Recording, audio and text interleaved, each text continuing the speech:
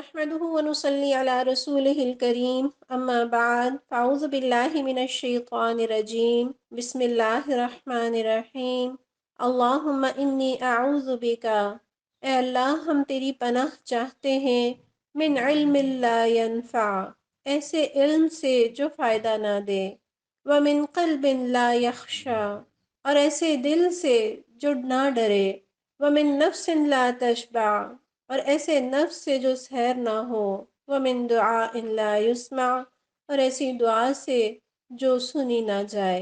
آمین یا رب العالمین۔ الحمدللہ، اللہ کی رحمت اور اس کی توفیق سے آج ہم سورہ نساء کی آیت نمبر 64 سے اپنے مطالعے کا آغاز کریں گے۔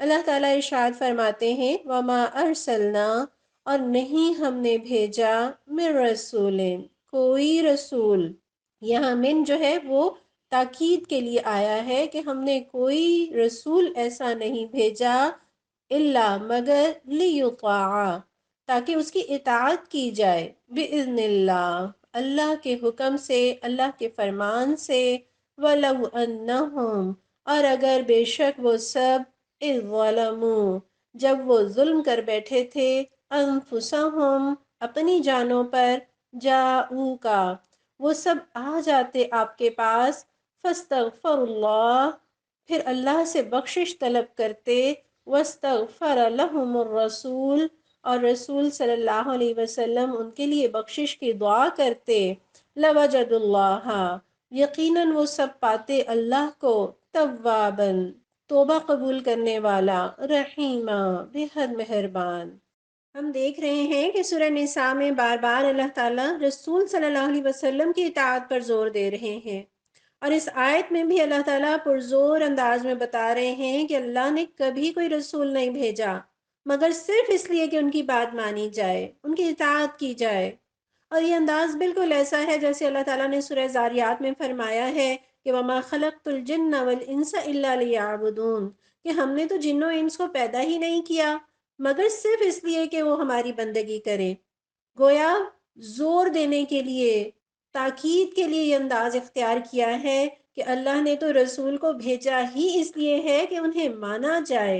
گویا ہر رسول کی اطاعت ان کی امت پر لازم ہے، اور اللہ نے رسولوں کو اس لیے نہیں بھیجا کہ بس صرف انہیں مان لیا جائے، بلکہ اللہ نے تو رسولوں کو اس لیے بھیجا ہے کہ انہیں مانا بھی جائے، ان سے محبت بھی کی جائے، ان سے عقیدت بھی رکھی جائے، ان کا ادب اور احترام بھی کیا جائے، اور ان کے فرمان کو بھی سر آنکھوں پر رکھا جائے۔ محبت تو اطاعت مانگتی ہے۔ اگر میں اور آپ اپنی والدہ سے محبت کرتے ہیں تو صرف محبت اور ہاتھ چومنا کافی نہیں ہوگا، جب تک ان کی اچھی باتوں کو، جائز باتوں کو ادب سے مانیں بھی، اور نہ ہی وہ ہماری خالی محبت کے دعووں کو تسلیم کریں گی اگر ہم ان کی نافرمانی کریں۔ اور رسول صلی اللہ علیہ وسلم کا مقام اور مرتبہ تو دنیا کے ہر انسان سے بہت بڑا ہے۔ ایک ہستی کو پیغمبر تسلیم کر لیا جائے تو اس کے تو یہ معنی ہے کہ ہم نے یہ بات مان لی کہ وہ جو کچھ فرما رہے ہیں، وہ جو کچھ کر رہے ہیں، وہ جس چیز کا حکم دے رہے ہیں، وہ جس بات سے منع کر رہے ہیں، وہ اپنی مرضی سے نہیں کہہ رہے بلکہ وہ اللہ کی مرضی سے کر رہے ہیں۔ اب ہم نے کچھ بھی ان کی مرضی کے، ان کی پسند کے، ان کے حکم کے خلاف کیا تو وہ ان کی مرضی یا ان کے حکم کی خلاف ورزی نہیں ہے بلکہ وہ اللہ کی خلاف ورزی ہے۔ کسی ہستی کو پیغمبر تسلیم کر لینے سے یہ بات خود بخود لازم آ جاتی ہے کہ ان کی بات کو بلا چوں چرا مان لیا جائے، خواہ ہماری سمجھ میں وہ بات آئے یا نہ آئے۔ جو ہستی اللہ کی طرف سے مقرر ہے، یہ بات تو طے شدہ ہے کہ اس کی ہر بات میں حکمتیں ہیں، مصلحتیں ہیں، فائدے ہیں۔ یہ بالکل ایسا ہی ہے جیسے، چونکہ ہم زندگی کے ہر شعبے میں ماہر نہیں ہو سکتے، ہمیں اپنے کاموں کے لیے مختلف ماہرین کے پاس جانا پڑتا ہے۔ جس طرح کوئی کیس ہو تو کسی وکیل کے پاس آپ جائیں گے کیونکہ وہ قانون کو زیادہ سمجھتا ہے، آپ بیمار ہیں تو ڈاکٹر کے پاس جائیں گے کیونکہ وہ میڈیکل کے شعبے سے وابستہ ہے اور وہ جانتا ہے بیماریوں کی نوعیت کو اور ان کے علاج کو۔ اب اگر ہم اس کے پاس جائیں، اس کو مان لیں اور اس کے سامنے اپنا مسئلہ رکھیں اور وہ ہماری رہنمائی کرے، ہمیں ہدایات دے، اور ہم اس سے کہیں کہ نہیں بھئی ہماری سمجھ میں تو آپ کی یہ دوائیاں نہیں آتی، یہ قانون کی دفعات ہماری سمجھ میں نہیں آتی، پہلے ہمیں سمجھاؤ، تو وہ ڈاکٹر آپ کے علاج سے انکار کر دے گا، وہ وکیل کہے گا اپنا مقدمہ کسی اور کے پاس لے جاؤ۔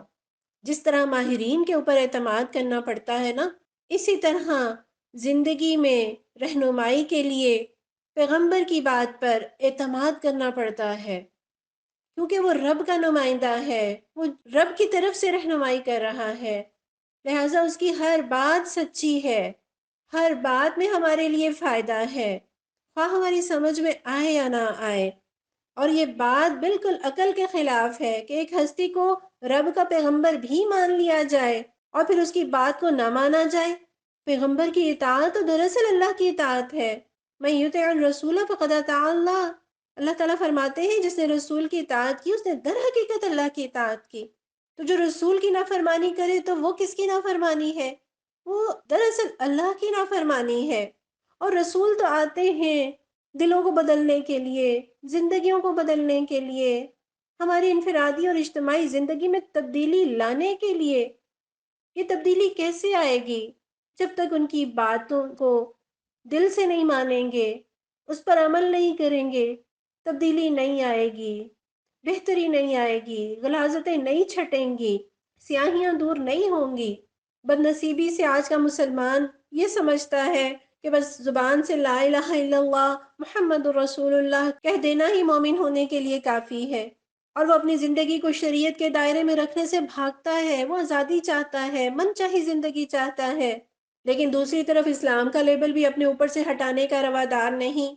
تو ایسے طرز عمل کے ساتھ ہم دنیا کے ریکارڈ میں تو شاید مسلمان کہلائے جائیں، لیکن اللہ کے دربار میں قیامت کے دن ہمارا ایمان قابل قدر ٹھہرے ہم نہیں جانتے، کہیں اس روز دھتکار نہ دیے جائیں۔ اور اللہ کے نبی صلی اللہ علیہ وسلم فرماتے ہیں کل امتی یدخلون الجنہ الا من ابا، میرا ہر امتی جنت میں داخل ہوگا سوائے اس کے جس نے انکار کیا۔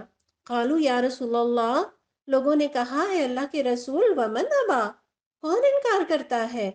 آپ نے فرمایا من اطاعنی فقد دخل الجنہ، جس نے میری اطاعت کی، جس نے میری بات مانی، یقیناً وہ جنت میں داخل ہوگا۔ ومن عصانی، اور جس نے میری نافرمانی کی، فقد ابا، تو در حقیقت اس نے نافرمانی کی۔ نبی صلی اللہ علیہ وسلم کی اطاعت جس طرح وضو میں، نماز میں، روزے میں، حج کے طریقے میں مطلوب اور مقصود ہے، اسی طرح کاروبار میں بھی، لین دین میں بھی، حقوق العباد کی ادائیگی میں بھی، برائی کے خلاف جہاد میں، نیکی کے ابلاغ میں، ہر میدان میں اتباع مطلوب ہے، مسجد کے اندر ہو یا مسجد کے باہر، مجمع میں ہو یا تنہا، کسی مسلم ملک میں رہتے ہوں یا غیر مسلم ملک میں، ہر جگہ آپ کا اتباع مطلوب ہے۔ اور اس اطاعت کا فائدہ کیا ہوگا؟ اللہ تعالیٰ فرماتے ہیں وَمَن يُطِعِ اللَّهَ وَرَسُولَهُ يُدْخِلْهُ جَنَّاتٍ تَجْرِي مِن تَحْتِهَا الْأَنْهَارُ خَالِدِينَ فِيهَا، جو اللہ اور اس کے رسول کی اطاعت کرے گا وہ جنت میں داخل کر دیا جائے گا جس کے نیچے نہریں بہہ رہی ہوں گی، اور وہ اس میں ہمیشہ ہمیشہ رہیں گے۔ اور اللہ تعالیٰ فرماتے ہیں وَذَلِكَ الْفَوْزُ الْعَظِيمُ، یہی بہت بڑی کامیابی ہے۔ کامیابی کے لیے کرنا کیا ہے؟ جنت میں داخلے کے لیے کرنا کیا ہے؟ اللہ اور اس کے رسول صلی اللہ علیہ وسلم کی باتوں کو جانیں، فرمانوں کو جانیں، اور پھر اس کی اطاعت کرنے کی محنت کریں۔ اور نبی صلی اللہ علیہ وسلم کا یہ ارشاد یاد رکھیں، آپ نے فرمایا فَمَن رَغِبَ عَن سُنَّتِي فَلَيْسَ مِنِّي، جس نے میرے طریقے پر چلنے سے گریز کیا وہ مجھ سے نہیں، اس کا میرے سے کوئی تعلق نہیں۔ وہ لاکھ ایمان کا دعویٰ کرے، وہ لاکھ محبت کا دعویٰ کرے، اگر وہ آپ صلی اللہ علیہ وسلم کے طریقے کو فالو نہیں کرتا، اگر آپ کی بات کو نہیں مانتا، تو اس کا نبی صلی اللہ علیہ وسلم سے کوئی تعلق نہیں۔ یہ اللہ کے نبی صلی اللہ علیہ وسلم خود فرما رہے ہیں۔ اور نبی صلی اللہ علیہ وسلم کی نافرمانی تو گمراہی ہے سراسر۔ حضرت ابوبکر صدیق فرمایا کرتے کہ میں کوئی ایسی چیز نہیں چھوڑ سکتا جس پر رسول صلی اللہ علیہ وسلم عمل کیا کرتے تھے، کیونکہ مجھے ڈر ہے کہ اگر میں رسول اللہ صلی اللہ علیہ وسلم کے قول و فعل میں سے کوئی چیز چھوڑوں گا تو گمراہ ہو جاؤں گا۔ تو گمراہی سے بچنے کا طریقہ بھی اس میں پتہ چل گیا کہ نبی صلی اللہ علیہ وسلم کی سنت کو تھام لیا جائے، اور عقل مندی کا تقاضا بھی یہی ہے۔ امام شافعی رحمۃ اللہ علیہ فرماتے ہیں کہ مجھے جب نبی صلی اللہ علیہ وسلم کی صحیح حدیث کے خلاف بات کرتے دیکھو تو سمجھ لو کہ میرا دماغ چل گیا ہے، یعنی ایسا کام کو تو کوئی پاگل ہی کر سکتا ہے۔ اور ہم دیکھتے ہیں نا کہ اللہ تعالیٰ نے تو ہمیشہ رسولوں کو اطاعت کے لیے بھیجا، مگر چونکہ لوگوں کے پاس اختیار تھا، کچھ لوگوں نے مانا، اطاعت قبول کر لی، اور ہم یہ بھی دیکھتے ہیں کہ بہت سو نے نہیں مانا، مگر اس کے باوجود اللہ تعالیٰ نے رسول بھیجنے کا سلسلہ نہیں چھوڑا۔ پچھلی آیت کو یاد کر لیجئے نا، اللہ تعالیٰ نے فرمایا تھا قولاً بلیغا، انہیں دل میں اتر جانے والی بات کہیے، انہیں نصیحت کیجئے، انہیں سمجھائیے۔ یہ اللہ کی کتنی بڑی رحمت ہے کہ اس نے ہماری رہنمائی کے لیے آپ صلی اللہ علیہ وسلم کو رحمت للعالمین بنا کر بھیجا، بہترین رول ماڈل میرے اور آپ کے لیے بھیجا۔ اور اللہ نے قرآن میں بار بار ذکر کیا ہے ان لوگوں کا جنہوں نے رسولوں کو جھٹلایا تو ان کے ساتھ ہوا کیا۔ قرآن کہتا ہے فَكَذَّبُوهُ فَأَخَذَهُمْ عَذَابٌ، بس انہوں نے جھٹلا دیا انہیں تو عذاب نے انہیں آ لیا۔ فَكَذَّبُوهُ فَأَهْلَكْنَاهُمْ، بس انہوں نے انہیں جھٹلایا تو ہم نے انہیں ہلاک کر دیا۔ فَكَذَّبُوهُ فَعَقَرُوهَا، پھر وہ قوم کے جنہوں نے نبی کی بات کو جھٹلایا اور اس اونٹنی کی جو نشانی بنا کر بھیجی گئی تھی اللہ کی طرف سے، اس کی کوچیں کاٹ ڈالیں۔ فَدَمْدَمَ عَلَيْهِمْ رَبُّهُمْ بِذَنبِهِمْ فَسَوَّاهَا، تو اللہ تعالیٰ نے ان پر ہلاکت کو مسلط کر دیا ان کے گناہ کی وجہ سے، اور اس بستی کو برابر کر دیا۔ کہ رسول کی نافرمانی اللہ کی پکڑ کو دعوت دیتی ہے، اللہ کے عذاب کو دعوت دینے کے مترادف ہے۔ اللہ ہمیں نبی صلی اللہ علیہ وسلم کی دل سے اطاعت کرنے والا بنا دے۔ کیسی کیسی پیاری مثالیں ہیں ہمارے سامنے صحابہ کرام کی، جن کے بارے میں کسی شاعر نے کہا ہے نا کہ بھڑکتی نہ تھی خود بخود آگ ان کی، شریعت کے قبضے میں تھی باغ ان کی، جہاں کر دیا گرم گرما گئے وہ، جہاں کر دیا نرم نرما گئے وہ۔ حضرت ابوبکر صدیق کا واقعہ آتا ہے کہ خلیفہ بنائے جانے کے بعد جب انہوں نے لشکر اسامہ کو روانہ کرنا چاہا تو لوگوں نے آپ کو مشورہ دیا کہ اس صورتحال میں آپ کو لشکر روانہ نہیں کرنا چاہیے۔ آپ نے فرمایا اس ذات کی قسم جس کے ہاتھ میں ابوبکر کی جان ہے، اگر مجھے یقین ہو کہ مجھے جنگل کے درندے اچک لیں گے تب بھی میں لشکر اسامہ کو روانہ کروں گا، جیسا کہ رسول صلی اللہ علیہ وسلم نے اسے روانہ کرنے کا حکم دے رکھا تھا۔ اسی طرح ایک اور واقعہ آتا ہے کہ آپ صلی اللہ علیہ وسلم نے ایک انصاری سے اپنے ایک صحابی کے لیے بیٹی کا رشتہ مانگا۔ انصاری نے عرض کی یا رسول اللہ، میں اس کی والدہ سے مشورہ کر لوں۔ وہ گھر آئے، بچی کی ماں سے کہا کہ رسول اللہ صلی اللہ علیہ وسلم تمہاری بیٹی کا رشتہ مانگتے ہیں۔ ماں نے کہا بہت خوب، یہ تو ہماری آنکھوں کی ٹھنڈک ہے۔ تو ان انصاری نے کہا کہ اپنے لیے نہیں، جلیبیب کے لیے۔ جلیبیب ان صحابی کا نام تھا رضی اللہ عنہ۔ تو انصاری کی بیوی نے کہا کہ وہ اس لائق کہاں کہ ہم اپنی بیٹی کا اس سے نکاح کریں۔ اور جب وہ انصاری آپ صلی اللہ علیہ وسلم کے پاس بتانے کے لیے جانے لگے تو لڑکی نے کہا کہ تمہارے پاس میرے نکاح کا پیغام کس نے بھیجا ہے؟ تو اس بچی کی ماں نے بتایا کہ رسول اللہ صلی اللہ علیہ وسلم نے۔ تو اس دوشیزہ نے کہا کیا رسول اللہ صلی اللہ علیہ وسلم کے حکم کا انکار کرو گے؟ اور پھر فرماتی ہیں کہ آپ لوگ مجھے رسول اللہ صلی اللہ علیہ وسلم کے حوالے کر دیں، وہ مجھے ضائع نہیں کریں گے۔ کتنی خوبصورت بات ہے، اپنے آپ کو اللہ کے رسول کے حوالے کر دیں، وہ کبھی ضائع نہیں کریں گے، وہ کبھی نقصان نہیں ہونے دیں گے۔ اس بات میں کوئی گھاٹا نہیں ہے، فائدہ ہی فائدہ ہے۔ اسی طرح ایک اور صحابی کا واقعہ آتا ہے، حضرت عبداللہ بن عباس رضی اللہ عنہ روایت کرتے ہیں کہ رسول اللہ صلی اللہ علیہ وسلم نے ایک آدمی کے ہاتھ میں سونے کی انگوٹھی دیکھی تو آپ نے اس کے ہاتھ سے اتار کر پھینک دی اور فرمایا تم میں سے کوئی شخص قصدن آگ کا انگارہ اپنے ہاتھ میں لیتا ہے؟ تو جب رسول صلی اللہ علیہ وسلم چلے گئے تو صحابہ نے اس سے کہا کہ اپنی انگوٹھی اٹھا لو۔ مقصد کیا تھا کہ پہننے کی بجائے کوئی دوسرا فائدہ لے لو، مثلا اپنی بیوی کو دے دو یا بیچ دو۔ انہوں نے جواب دیا اللہ کی قسم جس انگوٹھی کو رسول اللہ صلی اللہ علیہ وسلم نے پھینکا ہے میں اسے کبھی نہیں اٹھاؤں گا۔ اللہ ہمیں بھی اطاعت کا ایسا جذبہ عطا فرمائے۔ اور اس آیت میں اللہ تعالیٰ نے بِإِذْنِ اللہ کہہ کر گویا بتا دیا کہ رسول صلی اللہ علیہ وسلم کی اطاعت تو اللہ کے حکم سے ہے، یہ تو اللہ کا فرمان ہے، یعنی اللہ ہی نے ان کو یہ مقام اور مرتبہ عطا کیا ہے۔ اور بِإِذْنِ اللہ کی قید یہ بھی بتا رہی ہے کہ اصل حاکمیت اللہ ہی کی ہے۔ اور آیت کے اگلے حصے میں دیکھیے اللہ تعالیٰ فرماتے ہیں کہ جب یہ اپنی جانوں پر ظلم کر ہی بیٹھے تھے تو انہیں چاہیے تھا کہ یہ آپ کے پاس آتے، اللہ سے معافی مانگتے اور رسول صلی اللہ علیہ وسلم ان کے لیے بخشش کی دعا کرتے، تو یہ سب یقیناً اللہ کو بہت توبہ قبول کرنے والا اور مہربان پاتے۔ یہاں ظلم کا لفظ استعمال ہوا ہے، ظلم گناہ کو کہتے ہیں۔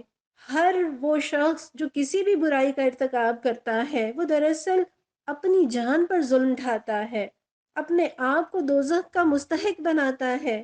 اس سے بڑا ظلم انسان کا اپنی جان کے ساتھ اور کیا ہوگا؟ اور مومن کے لیے اپنی جان پر اس سے بڑا ظلم اور کوئی نہیں کہ وہ اللہ کے پیغمبر کی بات کو نہ مانے۔ لیکن اگر یہ ظلم ہو گیا ہے تو اس کا بھی حل اللہ نے دیا ہے۔ کیا کریں؟ اللہ سے معافی مانگے، اللہ سے بخشش طلب کریں۔ پس منظر کے اس واقعے کو یاد رکھیے جب ایک منافق اور یہودی کے معاملے کو، جب نبی صلی اللہ علیہ وسلم نے یہودی کے حق میں فیصلہ دے دیا تو وہ منافق جو ہے وہ حضرت عمر کے پاس معاملے کو لے کر چلا گیا کہ شاید کہ اس فیصلے پہ نظر ثانی ہو جائے، شاید اسے کوئی رعایت مل جائے۔ اور یہاں اسی لیے فرمایا جا رہا ہے کہ انہیں چاہیے تھا کہ وہ رسول صلی اللہ علیہ وسلم کے پاس آتے، کیونکہ ان کی یہ جسارت دراصل نبی صلی اللہ علیہ وسلم کے مقام اور مرتبے کو نہ پہچاننے کی وجہ سے ہے۔ آپ کے فیصلے کو تسلیم نہ کر کے انہوں نے گویا نبی صلی اللہ علیہ وسلم کو ایذا پہنچائی، تکلیف پہنچائی۔ یہاں جو رسول صلی اللہ علیہ وسلم کے پاس آنے کی بات ہو رہی ہے، استغفار تو گھر میں بھی ہو سکتا تھا، لیکن چونکہ یہ غلطی اس وجہ سے تھی کہ رسول صلی اللہ علیہ وسلم کی نافرمانی کی تھی، ان کے فیصلے کو نہیں مانا تھا، اس لیے انہیں چاہیے کہ اب آئیں ان کے پاس اور معافی مانگے۔ آپ صلی اللہ علیہ وسلم کے پاس جانا تو آج ممکن نہیں، جو جہاں ہے آپ صلی اللہ علیہ وسلم کی غلامی کا اقرار کر لے اور اپنے عمل کی اصلاح کر لے، اللہ سے بخشش طلب کرے تو انشاءاللہ محروم نہیں رہیں گے۔ اور اس سے یہ بھی پتہ چلتا ہے کہ غلطی ہو جائے تو تعویلیں گھڑنے کی بجائے، قسمیں کھانے کی بجائے، دلیلیں دینے کی بجائے اعتراف کر لینا چاہیے، معافی مانگ لینی زیادہ بہتر ہے بنسبت اس کے کہ غلطی پر اڑ جائیں۔ آپ صلی اللہ علیہ وسلم فرماتے ہیں ان العبد اذا اعترف ثم تاب تاب اللہ علیہ۔ بے شک بندہ جب اپنی غلطی کا اعتراف کر لیتا ہے پھر پلٹ آتا ہے تو اللہ بھی اس کی طرف اپنی رحمت کے ساتھ متوجہ ہو جاتا ہے۔ اپنی غلطی کو مان جانا، اپنی غلطی پر شرمندہ ہونا اور پھر رب سے معافی مانگنا، یہ مومن کی نشانی ہے۔ مومن کی نشانی یہ نہیں ہے کہ اس سے غلطی نہیں ہوتی، اس سے گناہ نہیں ہوتا۔ آپ صلی اللہ علیہ وسلم نے فرمایا ہے کل بنی آدم خطاء وخیر الخطائین التوابون۔ تمام بنی آدم گناہ گار ہیں، خطا کار ہیں، اور بہترین خطا کار وہ ہیں جو رب کی طرف پلٹنے والے ہیں۔ گناہوں کی وجہ سے اللہ کی رحمت سے مایوس نہیں ہونا چاہیے، اللہ کی طرف پلٹنے میں دیر نہیں لگانی چاہیے، اور اللہ سے مانگنے میں کنجوسی نہیں کرنی چاہیے۔ پیارے نبی فرماتے ہیں جو اللہ سے دعا نہیں کرتا اللہ اس سے ناراض ہو جاتا ہے۔ اللہ کو تو یہ پسند ہے، اللہ تو ان لوگوں سے محبت کرتا ہے جو اس کی طرف ہاتھ پھیلاتے ہیں، جو اس سے اپنے گناہوں کی معافی مانگتے ہیں۔ اس آیت سے یہ بھی پتہ چلتا ہے کہ کسی کی دعا انسان کو یقیناً فائدہ دیتی ہے، مگر کب؟ جب وہ خود بھی مانگے۔ یہاں پہلے اللہ تعالیٰ نے فرمایا کہ انہیں چاہیے کہ اللہ سے مغفرت مانگے، اور رسول صلی اللہ علیہ وسلم ان کے لیے مغفرت کی دعا کریں، اس بات کا ذکر بعد میں کیا۔ یہ پہلے ہمیں چاہیے کہ ہم اپنے لیے خود اللہ سے مانگے۔ آج کل یہ معاملہ کثرت کے ساتھ ہوتا ہے کہ ہم اللہ سے اپنے لیے کم دعائیں مانگتے ہیں اور دوسروں سے دعائیں کرانے کا زیادہ شوق رکھتے ہیں، اور کوئی آپ کو دعا کے لیے کہے دعا کر سکتے ہیں، لیکن کسی کے لیے بھی دعا مانگنے کا صحیح طریقہ یہ ہے کہ پہلے اپنے لیے دعا مانگے پھر اس کے لیے مانگے۔ دوسروں کے لیے دعا کریں مگر ہمیشہ اپنی ذات سے شروع کریں۔ حضرت ابراہیم علیہ السلام کی دعا ہے نا قرآن میں، رب اجعلنی مقیم الصلاۃ ومن ذریتی، اے میرے پروردگار مجھے نمازی بنا دے، نماز قائم کرنے والا بنا دے، اور میری اولاد کو بھی نماز قائم کرنے کی توفیق دے۔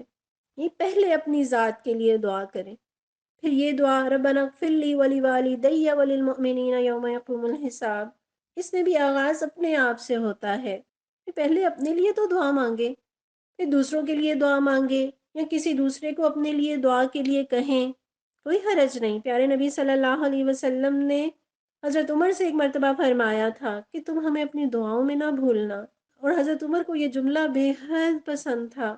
وہ اس بات سے بڑے خوش ہوتے تھے کہ آپ صلی اللہ علیہ وسلم نے ان سے دعا کے لیے کہا تھا۔ اور ایک دفعہ آپ نے حضرت اویس قرنی جو کہ ایک تابعی تھے، اپنی والدہ کی خدمت کی وجہ سے صحابی کا درجہ نہ پا سکے، لیکن آپ صلی اللہ علیہ وسلم نے ان کے بارے میں خبر دی اور صحابہ سے فرمایا کہ جو اسے پائے اس سے اپنے لیے دعا کرائے، اور دعا تو بہترین تحفہ ہے، زندوں کے لیے بھی اور مردوں کے لیے بھی۔ اور والدین اگر فوت ہو جائیں ان کے لیے دعا کی تو تاکید احادیث میں ملتی ہے، اور اللہ کے نبی صلی اللہ علیہ وسلم فرماتے ہیں کہ اللہ نیک بندے کا جنت میں درجہ بلند فرماتا ہے، تو وہ پوچھتا ہے اے میرے رب یہ درجہ مجھے کیسے ملا؟ تو اللہ تعالیٰ فرماتے ہیں کہ تیرے لیے تیرے بیٹے کے استغفار کرنے پر۔ یہ مسند احمد کی روایت ہے۔ لیکن دعا کسی سے کراتے ہوئے یہ ذہن میں رکھنا چاہیے کہ یہ عقیدہ غلط ہے کہ اللہ گناہ گار کی نہیں سنتا اور بزرگوں کی دعا کبھی رد نہیں کرتا۔ اس کی دلیل کیا ہے کہ قرآن میں لکھا ہے، شیطان نے کہا تھا ربی فانظرنی الی یوم یبعثون، اے پروردگار مجھے مہلت دے اس دن تک جب کہ دوبارہ زندہ کیے جائیں۔ تو اللہ تعالیٰ نے فرمایا قال فانک من المنظرین، بے شک تو مہلت دیے جانے والوں میں سے ہے۔ یعنی شیطان نے مہلت مانگی، اللہ سے دعا مانگی، اللہ نے اسے دے دی۔ اور دوسری طرف ہم دیکھتے ہیں کہ حضرت نوح علیہ السلام جب اپنے بیٹے کو سیلاب میں غرق ہوتا ہوا دیکھتے ہیں تو اللہ کو پکار کر کہتے ہیں ربی ان ابنی من اہلی وان وعدک الحق، اے میرے پروردگار بے شک میرا بیٹا میری اولاد میں سے ہے، میرے اہل میں سے ہے، اور بے شک تیرا وعدہ سچا ہے۔ لیکن اللہ تعالیٰ نے ان کی دعا کو قبول نہیں فرمایا۔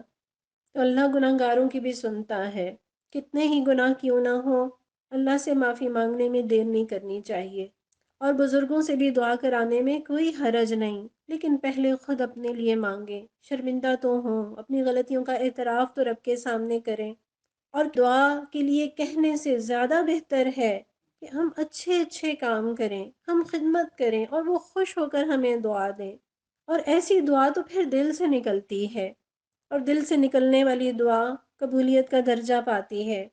اگر ہم اللہ کے نبی صلی اللہ علیہ وسلم کی دعائیں چاہتے ہیں، کتنے خوش قسمت تھے یہ صحابہ جنہیں نبی صلی اللہ علیہ وسلم کی صحبت ملی، اور ان سے جب کوئی خطا ہو جاتی تھی تو پیارے نبی کے پاس آتے تھے، ان سے دعا کی درخواست کرتے تھے۔ آج اگر ہمیں اللہ کے نبی صلی اللہ علیہ وسلم کی دعائیں چاہیے تو ہمیں مل سکتی ہیں۔ پیارے نبی کی وہ حدیث یاد کر لیجئے جس میں وہ فرماتے ہیں کہ اللہ تعالیٰ اس آدمی کو تر و تازہ رکھے جس نے ہم سے حدیث سنی اور اسے جوں کا توں آگے پہنچا دیا۔ یعنی اگر ہم یہ کام کریں گے، ہم پیارے نبی صلی اللہ علیہ وسلم کی باتوں کو عام کریں گے، تو ہم نبی صلی اللہ علیہ وسلم کی اس دعا کے حقدار ٹھہریں گے۔ اور نبی صلی اللہ علیہ وسلم تو جب صحابہ کی دینی خدمات پر خوش ہوتے تو انہیں دعا دیتے، جس طرح غزوہ تبوک کے موقع پر جب حضرت عثمان رضی اللہ عنہ نے سامان سے لدے بے شمار اونٹ دیے تو آپ نے خوش ہو کر فرمایا اے اللہ میں عثمان سے راضی ہوں، تو بھی اس سے راضی ہو جا۔ اللہ کے نبی صلی اللہ علیہ وسلم کی دعائیں چاہیے تو گناہوں کی معافی کے ساتھ ساتھ نیکیوں میں رغبت، انفاق، دین کی خدمت، اپنی صلاحیتوں کو اللہ کے رستے میں کھپا دیں۔ اللہ انشاءاللہ نبی صلی اللہ علیہ وسلم کو ہم سے راضی اور خوش کر دے گا۔ غور کیجئے، منافقوں کے لیے اللہ تعالیٰ فرماتے ہیں اگر آپ استغفار فرماتے تو اللہ کو تواباً رحیمہ پاتے، تو مومنوں کے لیے جو بشارتیں ہیں، جو آپ کی دعائیں ہیں، تو سوچیں کہ پھر مومنوں کا کیا مقام ہوگا۔ اور ہم یہ بھی دیکھیں قرآن میں آتا ہے سورہ انفال میں اللہ تعالیٰ فرماتے ہیں وَمَا كَانَ اللَّهُ لِيُعَذِّبَهُمْ وَأَنْتَ فِيهِمْ، اور اللہ ان کو عذاب دینے والا نہیں جبکہ آپ ان کے درمیان موجود ہیں۔ وَمَا كَانَ اللَّهُ مُعَذِّبَهُمْ وَهُمْ يَسْتَغْفِرُونَ، اور اللہ ان کو عذاب دینے والا نہیں جبکہ وہ استغفار کر رہے ہوں۔ یعنی ایک تو آپ صلی اللہ علیہ وسلم کی موجودگی کی وجہ سے عذاب ٹلتا ہے، دوسرا استغفار کی وجہ سے کافروں پر سے اللہ نے عذاب کو ٹال دیا۔ تو استغفار کی وجہ سے مومنوں پر کیسی کچھ اللہ کی رحمتیں ہو سکتی ہیں۔ اللہ سے دعا کیجیے اللہ تعالیٰ ہمیں بیماریوں سے، عذابوں سے، وباؤں سے نہ مارنا، ہمیں ہدایت کی توفیق دے کر، توبہ کی توفیق دے کر پروردگار اپنی طرف پلٹنے والا بنا دے۔ اگلی آیت دیکھیے، اللہ تعالیٰ فرماتے ہیں فلا تو نہیں، وربک قسم تیرے پروردگار کی، لا یؤمنون نہیں وہ مومن، حتی جب تک کہ یحکموک وہ حکم مان لیں آپ کو، وہ فیصلہ کرنے والا مان لیں آپ کو، فیما اس میں جو شجرا اختلاف کیا، بینہم آپس میں انہوں نے، ثم پھر لا یجدو نہ وہ پائیں، فی انفسہم اپنے دلوں میں، حرجن کوئی تنگی، مما اس سے جو قضیتا آپ نے فیصلہ کیا، ویسلموا تسلیما اور مان لینا یعنی بسر و چشم مان لیں۔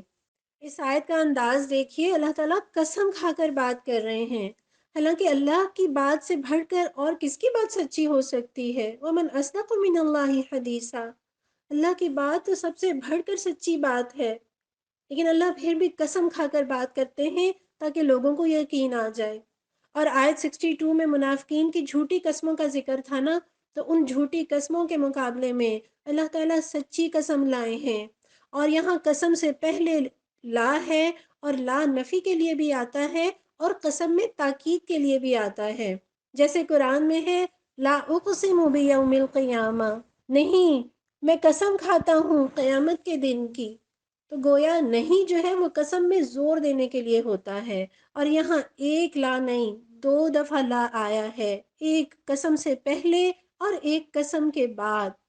گویا اللہ تعالیٰ یہ بتا رہے ہیں کہ وہ لوگ ہرگز مومن نہیں ہو سکتے جو اپنے معاملات میں، اپنے اختلافات میں، اپنے جھگڑوں میں اللہ کے نبی صلی اللہ علیہ وسلم کو فیصلہ کرنے والا نہ مان لیں۔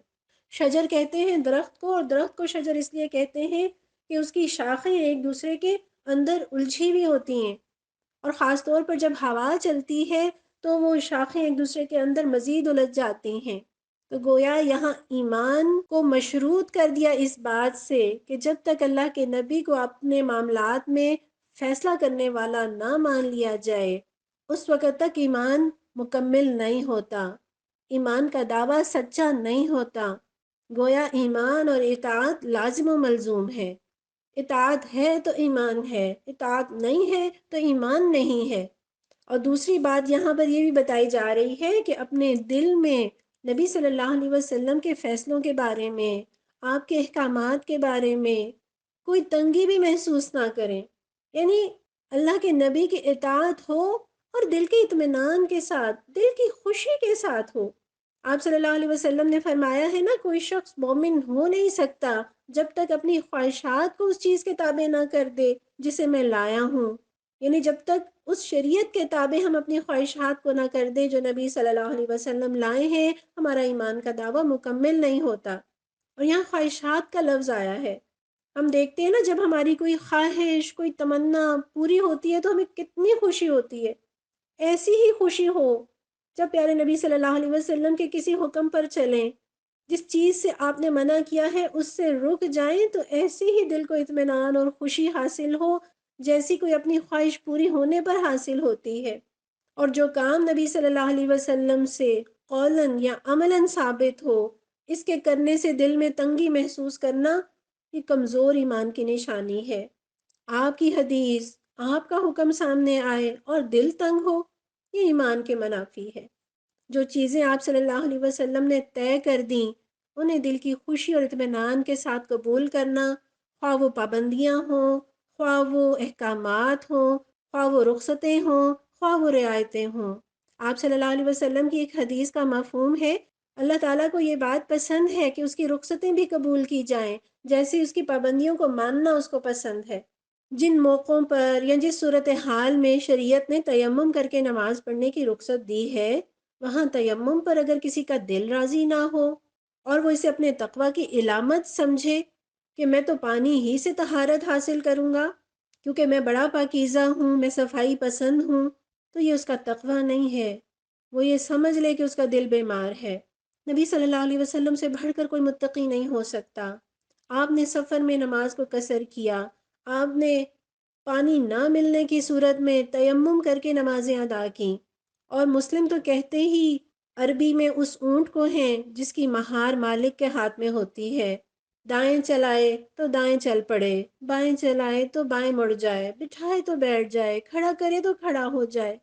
اللہ ہمیں واقعی مسلم بنا دے، ایسا ہی مسلم بنا دے۔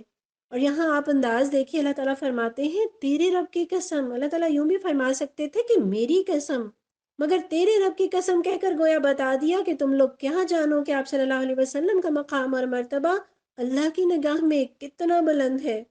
اس آیت سے پتہ چلتا ہے کہ آپ اللہ کے پیغمبر بھی ہیں، آپ قاضی بھی ہیں، آپ جج بھی ہیں، آپ سردار بھی ہیں، رحمت للعالمین بھی ہیں، ایک عادل حکمران بھی ہیں، رہبر و رہنما بھی ہیں۔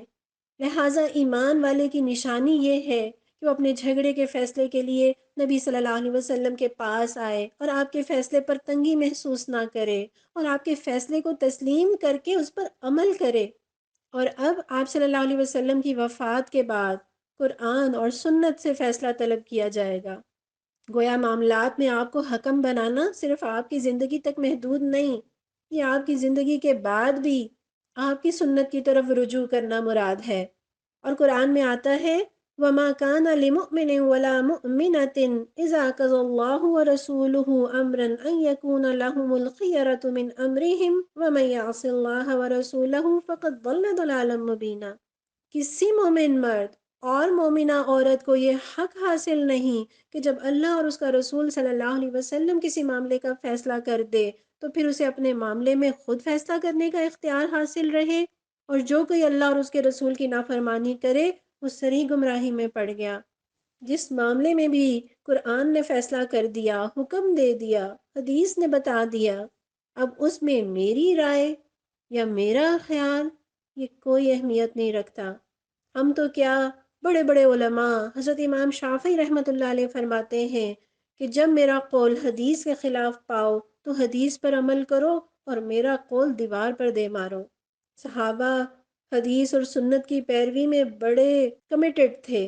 حضرت عبداللہ بن مغفل رضی اللہ عنہ سے روایت ہے کہ ان کا بھتیجا ایک مرتبہ ان کے پہلو میں بیٹھ کر کنکریاں پھینک رہا تھا۔ حضرت عبداللہ نے اسے منع کیا اور بتایا کہ نبی صلی اللہ علیہ وسلم نے اسے منع فرمایا ہے۔ بھتیجے نے پھر کنکریاں پھینکنا شروع کر دی تو حضرت عبداللہ رضی اللہ عنہ نے فرمایا کہ میں نے تجھے بتایا کہ نبی صلی اللہ علیہ وسلم نے اس سے منع فرمایا ہے اور تو پھر وہی کام کر رہا ہے، لہٰذا میں تجھ سے اب کبھی بات نہیں کروں گا۔ یعنی خود بھی نبی صلی اللہ علیہ وسلم کی سنت کی پیروی کریں اور دوسروں کو بھی سنت کی پیروی کی تاکید کریں۔ ہمیں اگر غصہ آئے، اگر ہم کسی سے ناراض ہوں تو وہ کسی چھوٹی بات پر نہ ہو، وہ کسی دنیاوی بات پر نہ ہو، وہ اس پر ہو کہ اگر کسی نے دین کی خلاف ورزی کی ہے، اللہ اور اس کے رسول صلی اللہ علیہ وسلم کے حکم کی خلاف ورزی کی ہے۔ اور ذرا سوچئے وہ نبی مہربان صلی اللہ علیہ وسلم جنہوں نے گالیاں سنی، تانے سہے، پتھر کھائے، لیکن امت کو رب کا پیغام پہنچایا، جنہیں عمر بھر اپنی امت کی مغفرت اور بخشش کی فکر لاحق رہی، جو رات کی تنہائیوں میں آنسو بہا کر اپنی امت کے لیے جنت مانگتے رہے، جو روز قیامت بار بار اللہ کے حضور سجدہ ریز ہو کر اپنی امت کی شفاعت کے لیے دعا فرمائیں گے۔ ہم پر لازم ہے کہ ہم آپ پر ایمان لائیں، آپ کی اطاعت کریں اور اپنے معاملات میں آپ کے فیصلوں کو دل و جان سے تسلیم کریں۔ وہ ایمان جو اطاعت نہ سکھائے وہ کس کام کا؟ وہ محبت جو سنت پر چلنا نہ سکھائے، وہ ادب جو آپ کی احادیث مبارکہ کے سامنے سر تسلیم خم کرنا نہ سکھائے، وہ کس کام کا؟ اللہ تعالیٰ ہمیں دل کی خوشی اور دل کے اطمینان کے ساتھ نبی صلی اللہ علیہ وسلم کی سنتوں کی احکامات کی پیروی کرنے کی توفیق عطا فرما، یہاں تک کہ ندا آئے یا ایتھا النفس المطمئنہ ارجعی الی ربک راضیۃ مرضیہ فادخلی فی عبادی وادخلی جنتی۔ اے نفس مطمئن جو اللہ اور اس کے رسول کے فیصلوں پر راضی اور مطمئن تھا، اب چل اپنے پروردگار کی طرف، داخل ہو جا اس کی جنت میں اور داخل ہو جا اس کے بندوں میں۔ آمین یا رب العالمین۔